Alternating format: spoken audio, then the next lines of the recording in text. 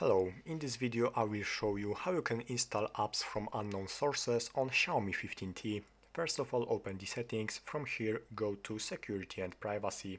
Right now scroll all the way down and go to more security and privacy. Open special permissions and from here go to install unknown apps.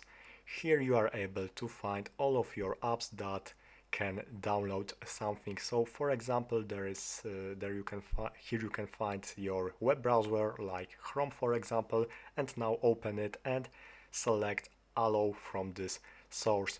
Right now you can read this danger notification, select I'm aware of the possible risks and click OK over here. Right now this web browser Chrome is allowed to install apps from unknown sources, so you can find your apps over here and just allow the installation unknown apps.